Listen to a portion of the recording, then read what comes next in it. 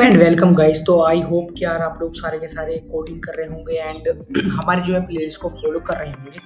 जैसे कि हम लोगों ने पिछली वीडियो में एचटीएमएल फॉर्मेटिंग की जो है बात की थी, बिल्कुल की थी यार, बिल्कुल की थी एचटीएमएल फॉर्मेटिंग की बात।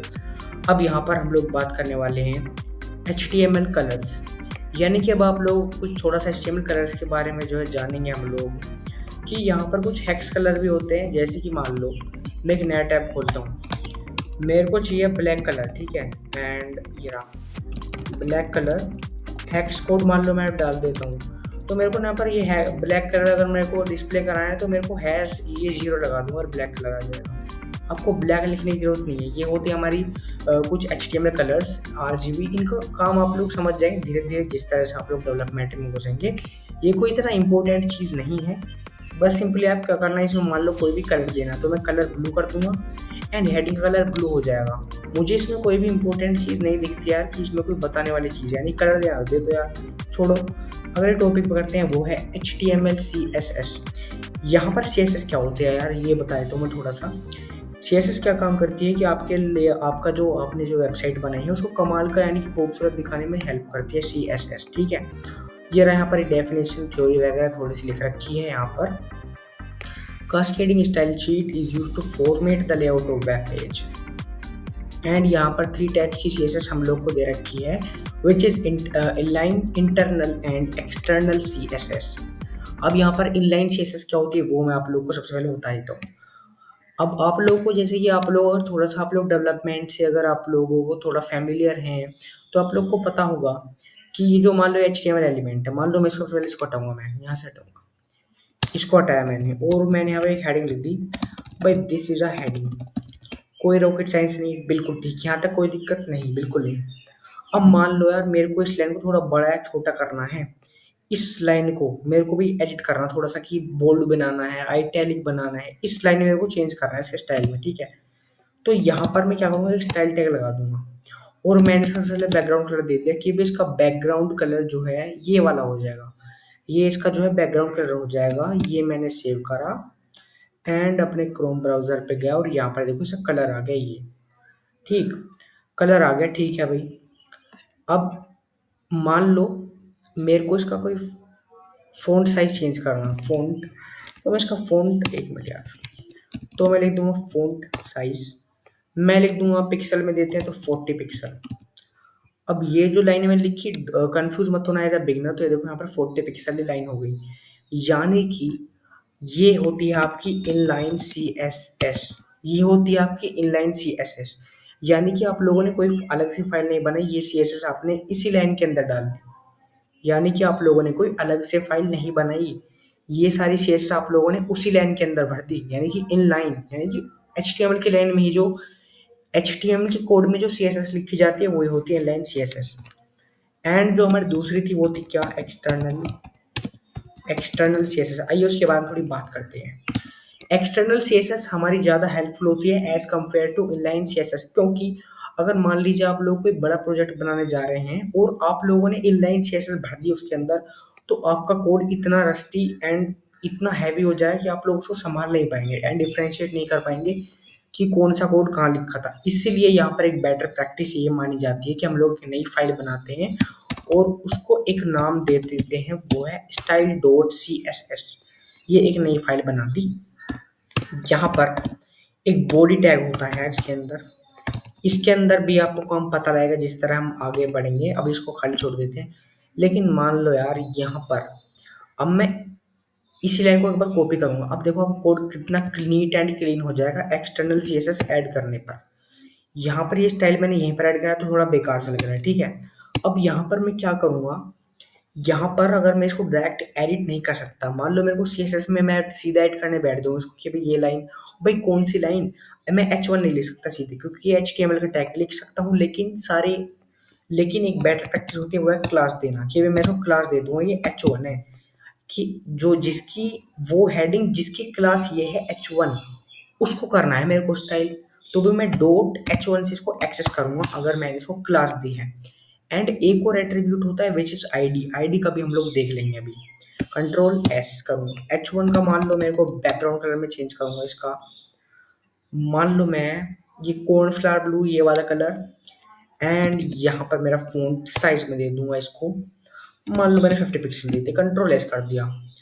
अब मैं अपने वेब पेज पर वापस जाऊँगा एंड देखूँगा कि यहाँ पर इस वाली हेडिंग में कोई भी बैकग्राउंड कलर और इसके फ़ॉन्ट में कोई भी चेंज नहीं आया है। तो ये क्यों नहीं आया, ये भई आपको एक चीज़ और बताता हूँ।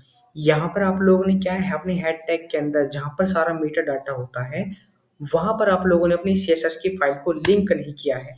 तो इसके लिए भी भई एक शॉर्टकट होता है अपने वीएस कोड में, वो क्या होता है, आप लोग लिंक लिख दो और यहाँ पर ये लिंक कॉलन सीएसएस कर दोगे ना, एंटर हिट कर दो।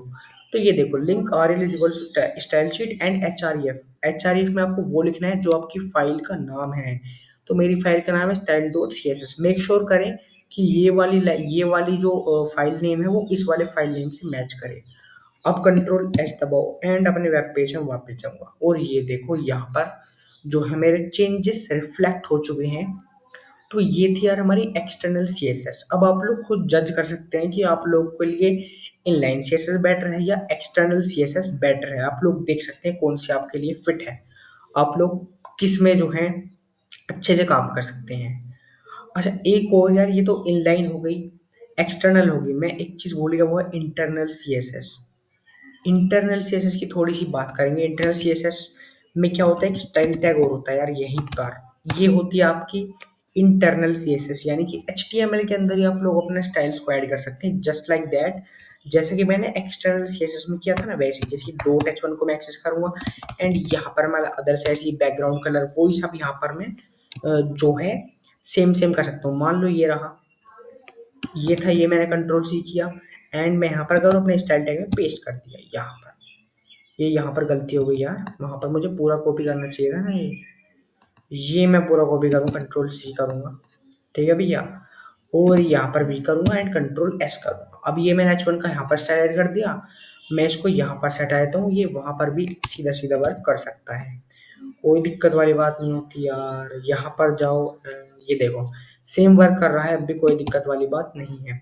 तो अब आप लोग, आई होप कि आप लोग को समझ में आ गया होगा अपना सीएसएस के बारे में, एचटीएमएल के सीएसएस के बारे में, ठीक है गाइस। तो आप लोग जो है खुद से भी थोड़ा एक्सप्लोर करें एंड प्रैक्टिस करें, बाकी तो हम लोग प्रोजेक्ट में सब कुछ कवर करेंगे ही।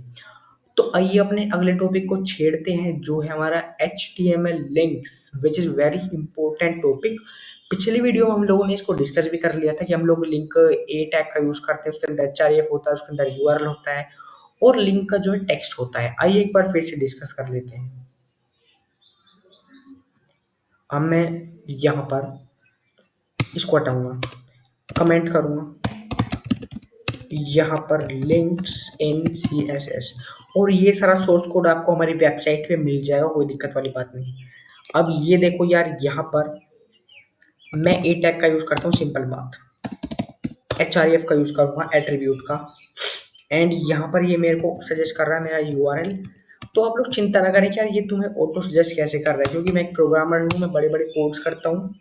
तो यार मैं ऐसे एक्सटेंशन डाउनलोड करके रखता हूँ जिससे काम जल्दी जल्दी हो जाए और टाइम वेस्ट बिल्कुल ना हो यार।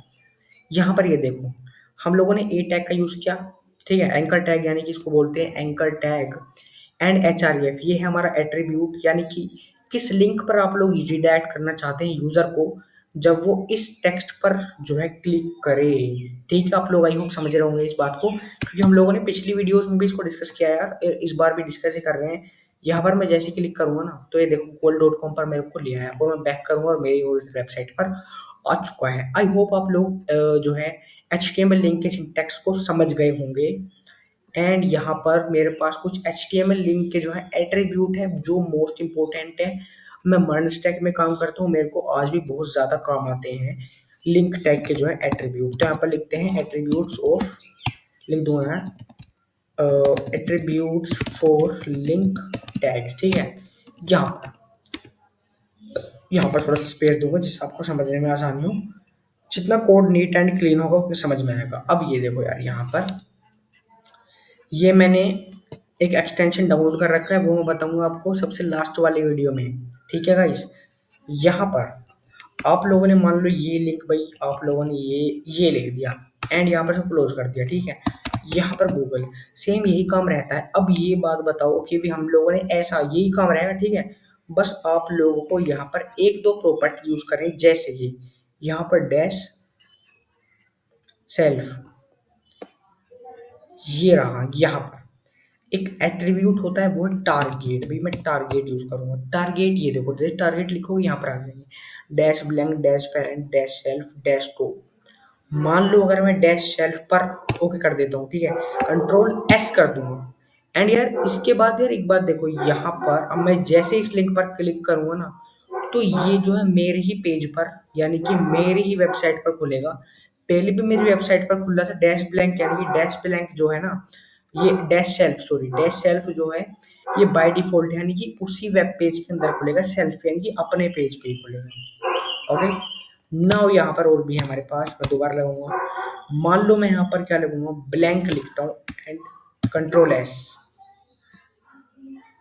उसके बाद यहाँ पर मैं कंट्रोल एस करा एंड अपने क्रोम पर जाऊंगा एंड यहाँ पर मैं क्लिक करूँ तो ये देखो ये दूसरे टैब में खुल गया। यहाँ पर ये देखो दूसरे टैब में, यानी कि अगर आपको कोई यूआरएल खुलवाना है और वो दूसरे पेज पर खुलवाना है, तो आप लोग डैश ब्लैंक टारगेट टैग का यूज कर सकते हैं।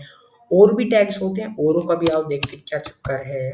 डैश पेरेंट अगर मैं देखूँ एंड कंट्रोल एस कर दूं इसको एंड यहाँ पर क्लिक करूँ, तो ये भी इसके अंदर ही खुलता है पेरेंट। और ये टैग आई थिंक सेम ही होते हैं ये वाले भी, ये पेरेंट वगैरह टेम। तो आप लोग इनको एक्सप्लोर करें, मैं आप लोग को जो है, और ये रहा, ये करता है open the document in the full body of window. ये बहुत जो है आई थिंक बहुत ही काम का है, इसको मैं आपको दिखाऊंगा एक बार, इसको तो मैं जरूर दिखाना चाहूंगा यार।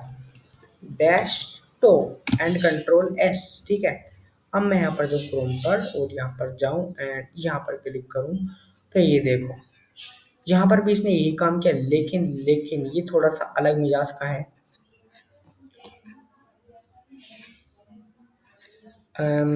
या open the document in full body of the window dash blank, and यहाँ पर ये आप लोग एक्सप्लोर करें।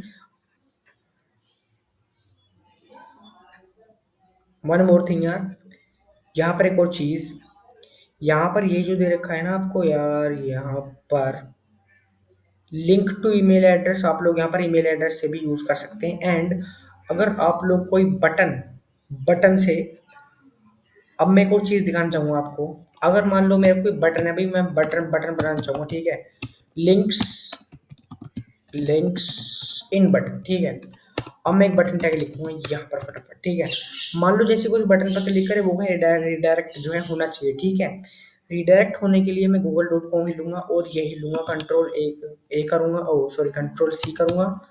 यहाँ से मैं कंट्रोल सी करूंगा, control C and control V, और यहाँ पर मैं क्या करूंगा, बस एक बटन टैग का लगा दूंगा ऐसे। और ये जो मेरा है ना ये एंकर टैग, इसको कंट्रोल सी करूंगा पूरे को, और बटन टैग के ओपनिंग एंड क्लोजिंग टैग के बीच में पेस्ट कर देना है, कंट्रोल एस कर देना। अब देखो चमत्कार क्या होता है, यहाँ पर गूगल का एक बटन आ गया, क्लिक कर दो यानी कि बटन आ जाएगा। अब यहाँ होगा कुछ नहीं, बटन आ जाएगा ये, ठीक है। आप लोग ऐसी कोई टाइटल वगैरह यूज करना हो तो आप लोग उसमें भी यूज कर सकते हैं यहाँ पर। अच्छा जी, यहाँ पर लिंक के टाइटल भी बन सकते हैं, जैसे कि यहाँ पर वही टाइटल टैग लो, ये हो जाएगा एंड वही हो जाएगा। ए टैग लो, एंकर टैग लो, और एंकर टैग के बीच में टाइटल यूज कर दो। टाइटल जब पे जैसे जो यूजर क्लिक करेगा वो उस वेब पेज का जो है रिडायरेक्ट हो जाएगा, ठीक है। यहाँ पर ये रहा, और यहाँ पर मैंने सबको सबसे ईजिएस्ट वे बताया है।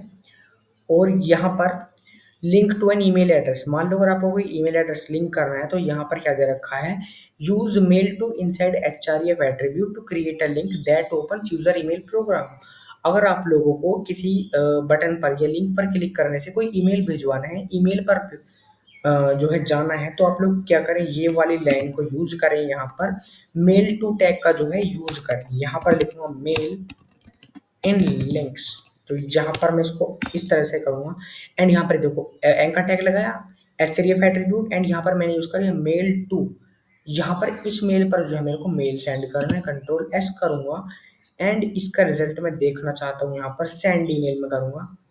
तो ये देखो यहाँ पर ये मेरे को एक पॉपअप दिखाएगा, open this mail to link, और यहाँ पर ये मेल दिखाने लगा कि मेल से करना है, किससे करना है। तो ये काफ़ी कमाल की चीज़ लगी यार मेरे को। आप भी कमेंट करके जरूर बताना आपको कैसा लगा मेल टू। मेरे को सबसे अच्छा लगा एंड सबसे हेल्पफुल भी लगा ये। और देखते हैं क्या क्या है यार, एक्सप्लोर करना चाहिए सब चीज़ को। यहाँ पर चैप्टर की समरी दे रखी है, आप लोग ज़रूर इसको पढ़ें, वेरी इंपॉर्टेंट। एंड ये है आपकी एक्सरसाइज आज के लिए। यहाँ पर use the correct HTML to make text below into a link. आपको लिंक टैग को यूज करना है, यहाँ पर एंकर टैग यूज करो, लिंक टू यूज करो एंड आपका काम हो जाएगा।